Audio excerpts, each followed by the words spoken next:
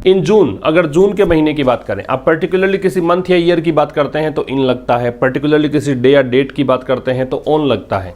तो जून की बात करें, स्लोअर डिग्री कंपैरेटिव है तो यहाँ पे देन का प्रयोग है, ये एडजेक्टिव है तो ये एडवर्ब है इससे पहले मॉडिफाई करने के लिए।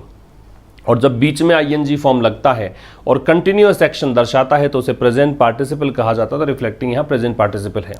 आगे कॉन्ट्रैक्ट हुए मतलब रिड्यूस हुए, संकुचित हुए, ठीक है। फ्रॉम अ ईयर एगो, एक साल पहले से, है ना। ईयर से जो पहले है ए लगेगा। इसका जो प्रोनाउंसिएशन है वो ये वाला है, ईयर। ये कॉन्सोनेंट साउंड है इसलिए ए का प्रयोग है। इवन एज, इवन एज का मतलब क्या होता है, वाइल, मतलब दो काम जब साथ में होते हों, सिमल्टेनियस एक्शन हो। फ्रेज है वैसे ये, क्या है ये फ्रेज, क्योंकि दो वर्ड्स है तो ग्रुप ऑफ वर्ड्स को हम क्या बोलते हैं, फ्रेज बोलते हैं।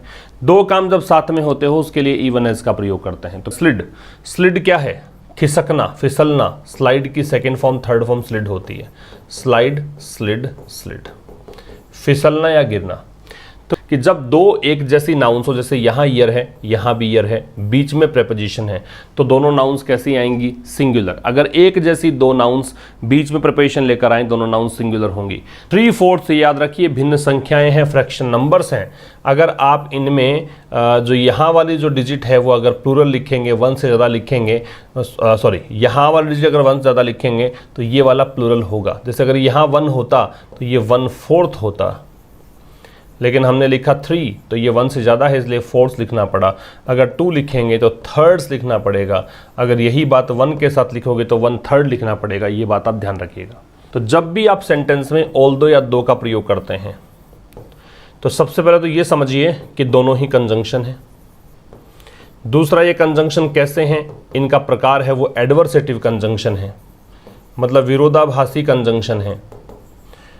दो अलग अलग वाक्यों को जोड़ने का काम करते हैं। कंजंक्शन क्या लगाओगे इनके साथ में, इनके साथ में आप यट लगाओगे या फिर कॉमा लगाओगे, ये दो चीज़ें। तो यहाँ पे हमने कॉमा लगाया हुआ है, ठीक है। स्टिल का मतलब क्या होता है, देखो यट है, इसका मतलब होता है अनटिल नाउ, अब तक। स्टिल है, इसका मतलब होता है इवन नाउ, अभी भी। ये पॉजिटिव टोन का है, मतलब जब सेंटेंस पॉजिटिव होगा, असर्टिव होगा तब यूज़ करते हैं। और ये नॉन असर्टिव के लिए लगता है जब नेगेटिव हो या इंटेरोगेटिव हो, उस कंडीशन में लगेगा। तो ये नेगेटिव है, नॉन असर्टिव है, ये असर्टिव है। आगे add up to, add up to का मतलब है come to this point. Add up to, इसका मतलब होता है कम टू द पॉइंट, एक पॉइंट निश्चित कर दिया, वहाँ तक पहुँचना। या फिर इसका मतलब क्या है, इक्वल टू।